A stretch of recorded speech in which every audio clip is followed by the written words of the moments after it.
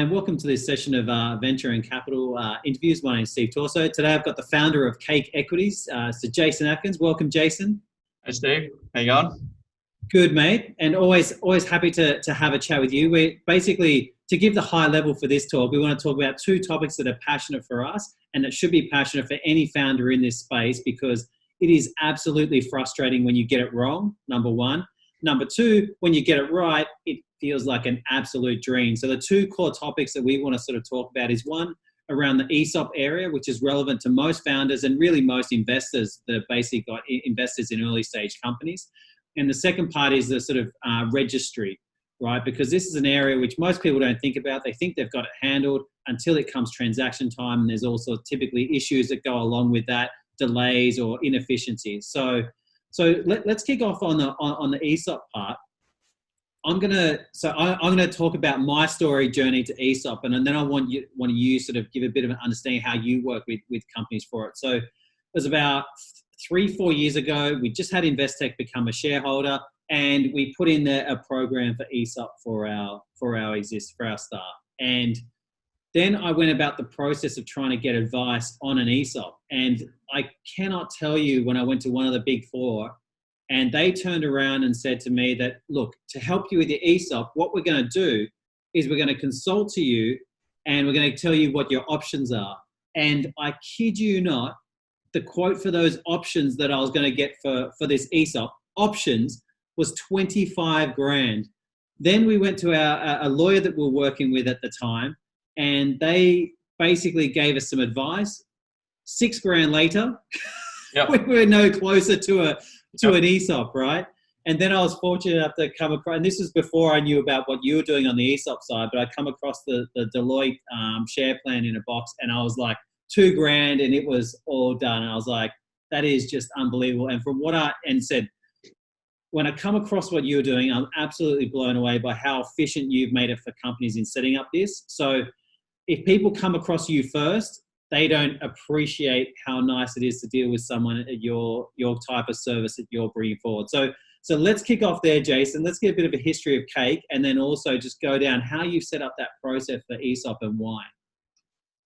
Yeah, awesome. So I have similar stories. So in my previous life, I was the CFO, and I'd be out working with a client, and they'd want to implement an ESOP. And then, the accountant comes in first and the lawyer comes in second, and then the managing director's head normally just explodes off his shoulders, trying to handle the complexity of everything he's been told. And unfortunately, quite often, the ESOPs just get swept aside and not. Because you think it's going to cost you 50 grand to implement, right? First for the options and then the execution of it. And then, the execution part, exactly. You're just like, how can I possibly implement this thing in a way that's going to be beneficial for both the company and the employee with the amount of stuff that we've got to handle? And that's a big reason why we've built Cake, is to streamline a lot of the, really complicated and very manual and time-consuming aspects around an ESOP. Because just say, and look, unfortunately in innovation, you quite often don't have the choice whether you're going to implement the ESOP or not, because investors quite often mandate the ESOP, especially once you get to Series A and beyond. And there's very good reasons for that, which we should probably get into as well. But so you're being forced to do an ESOP. They're very complicated. They're very time-consuming. And so you don't have the option to wiggle out of it.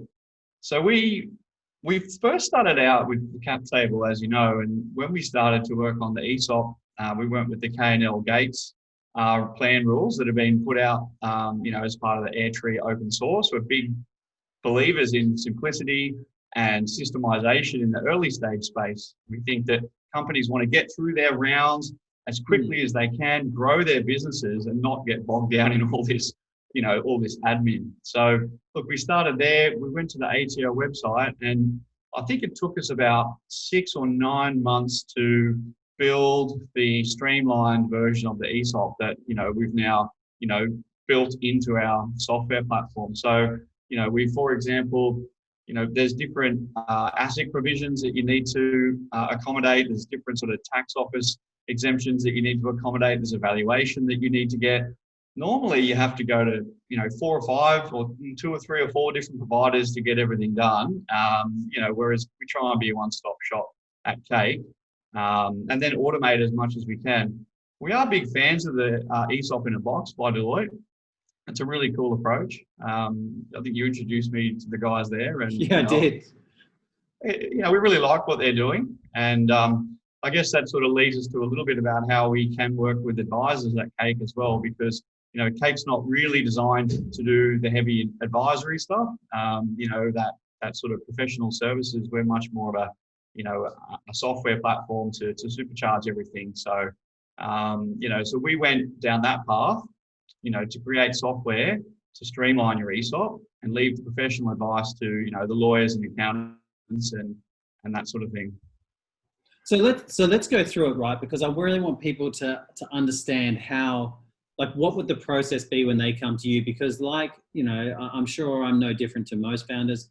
We put things off until the last minute, right? Or, yep. It's basically what is the burning priority at the moment? And that ESOP, unfortunately, can go into that too hard basket. And as you said, it's typically pressure from investors that initially gets sort of brought up. So, and likewise, the other point you highlighted so well is you've got four different people talking in your ear about what you need to think about, what you need to do, and you basically just get to this process going, can someone just tell me what to do? Just make it go away. Yeah, Yes. So we've built a platform that has the resolution and the rules and the offer letters built in. So when you sign up to Cake, it's all sitting there ready to go. We do recommend that unless you're experienced at using these documents, you get advice. So talk to an accountant or a lawyer or somebody internally. Sometimes you've got a really experienced advisor or investor that can help you through it. Mm. However you need to do it, just get someone experienced to help you with it. But to be honest, and similar to the way Deloitte run it, there's only a few variables that you really need to be concerned about when you're setting up your plan rules. Otherwise, we recommend just get on with it, just get the thing implemented.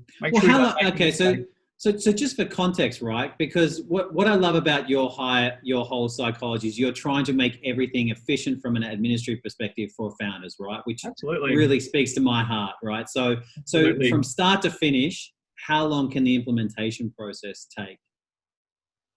You can have an ESOP set up and your first offer letter issued within, a couple of hours on Cake. If you really knew what you were doing, you could do it quicker, but I probably wouldn't recommend doing that. But it really is a very simple process. And what are the so in that simple process? Comparatively, I've seen them take months. And sometimes we'll see clients, they'll come to us and they'll say, hey, we've got an ESOP. And we're like, okay, cool, give us what you've got. So they'll have the rules, they won't even have a resolution, so it won't even be implemented. And they won't have issued any offer letters to their employees. So they haven't actually granted any options.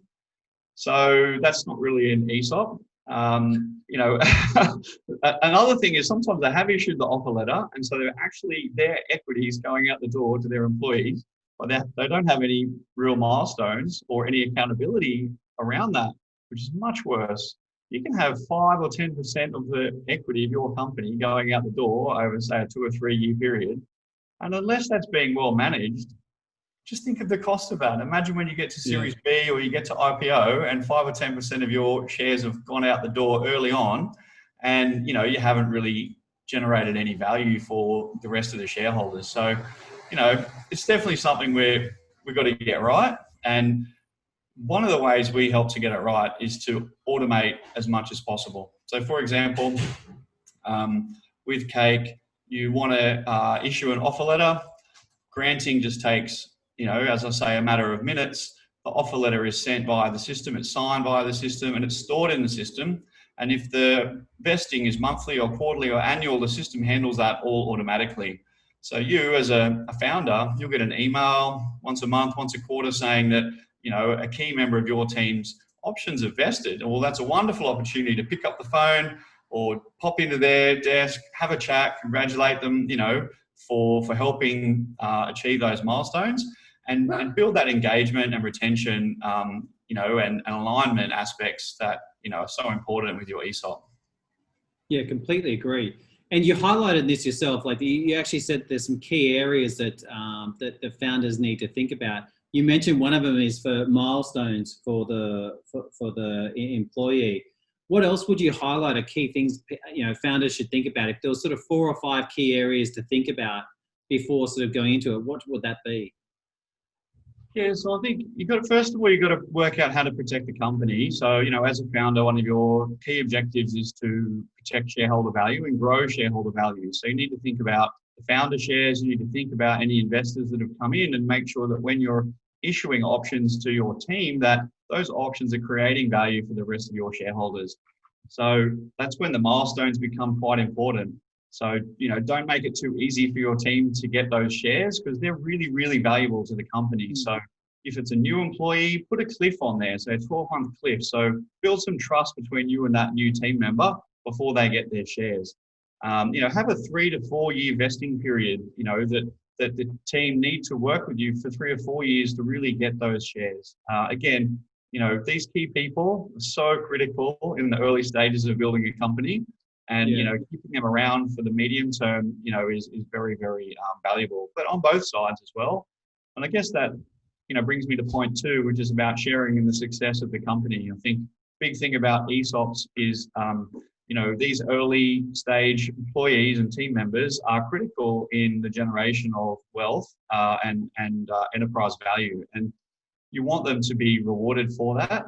And so, making sure that you're talking about, the valuation of the company and how that's growing over time and how that flows through to their own, the value of their own options and shares and perhaps even dividends, once you get into the medium term, for your startup. So talking about value creation, talking about when they can get an exit, how they can get cash flow, and connecting them to success, I think is another really, really big one. One that's not always talked about is, what happens if they leave?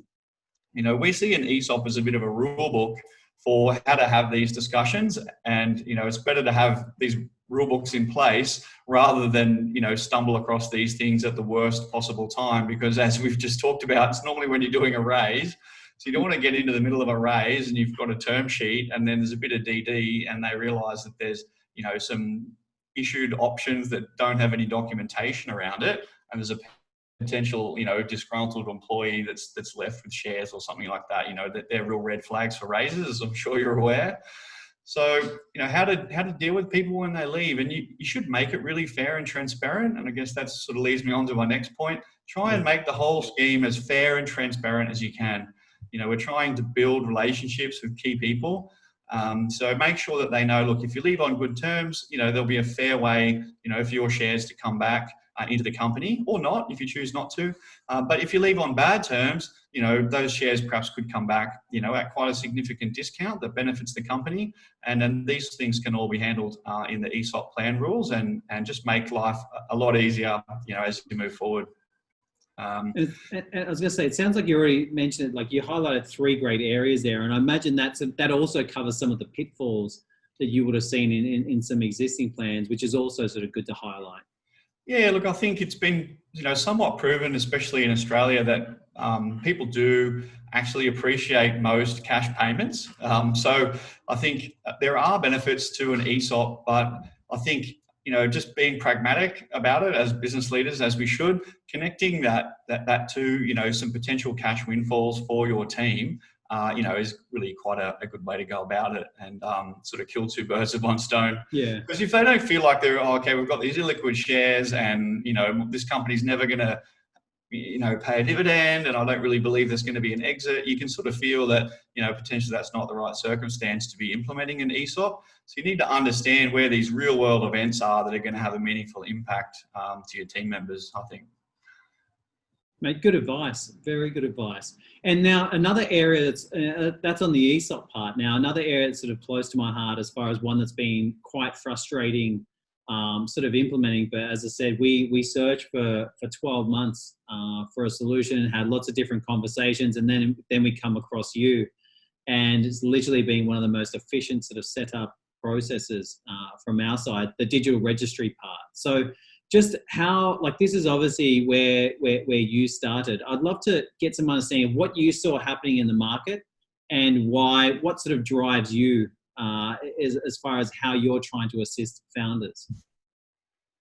Yeah, I think this is the core part of what Cake's about, and a big reason why we've, partnered with Crisp and Wholesale Investor, I know that, a big part of your mission is to try and, streamline and digitize the capital market space. And, we come at it with a very similar mission.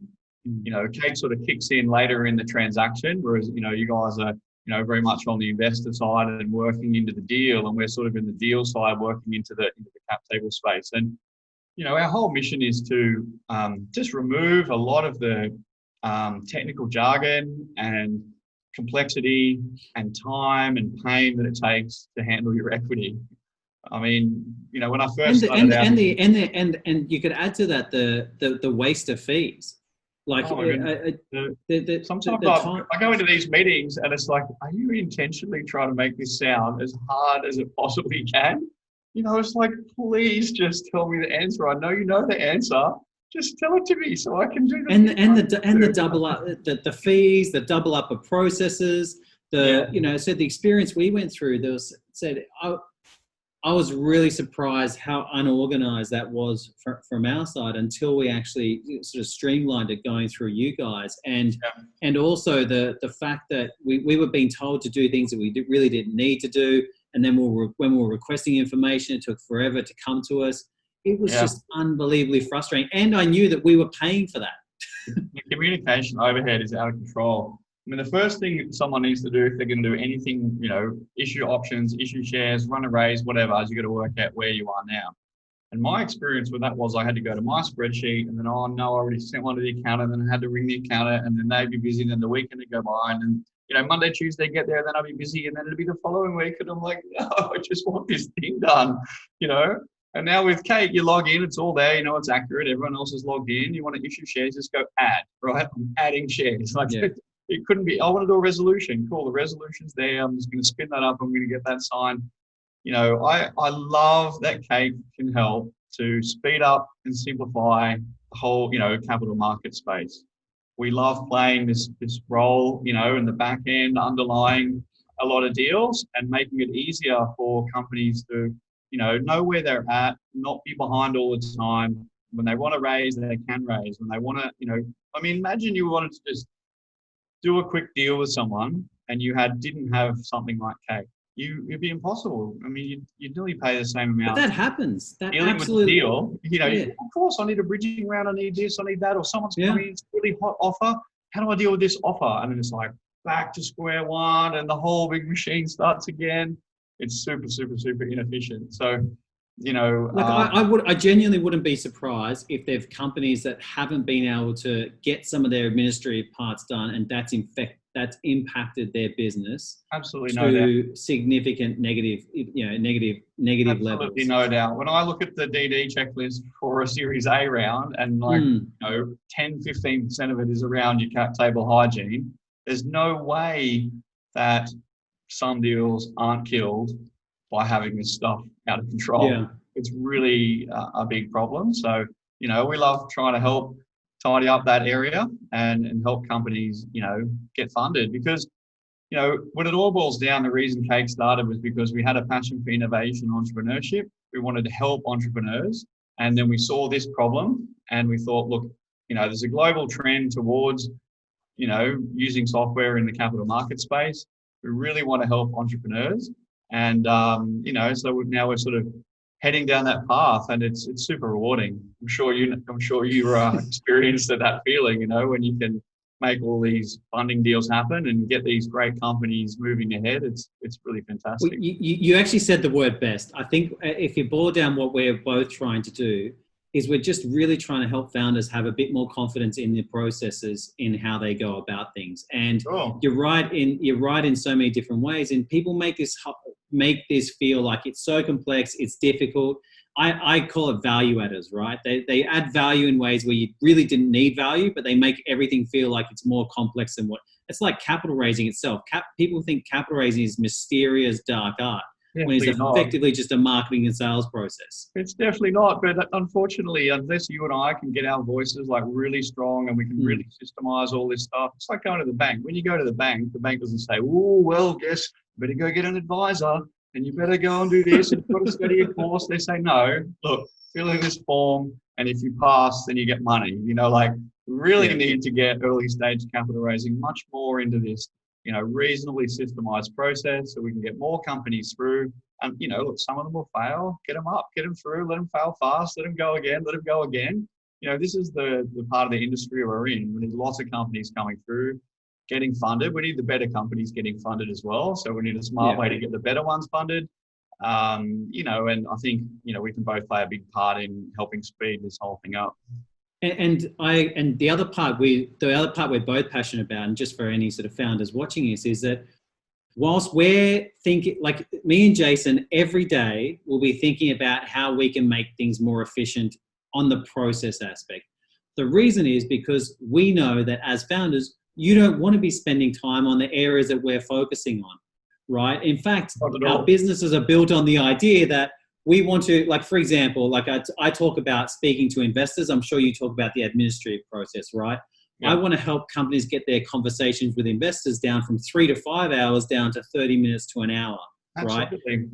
If you extrapolate that across 50 investors, that makes a massive time difference. Well, you've run a lot of raises. I've run my own raises, few now. I think I've done 3 now, preparing for 4. That's all my own companies, and I've run some for other companies. And obviously, Cake does a lot, which I'm not that across all the time. I must admit now, but like when I'm running my raises, you are so busy. You're running your whole company. You're going to have all the meetings, and then after the meetings, you're going to come and individually, this without Cake, individually customize, and Chris, I might add, individually customize every document, send them all out, and then follow them up. And then do the share certificate, and then keep up. And like, there's just so many things to do.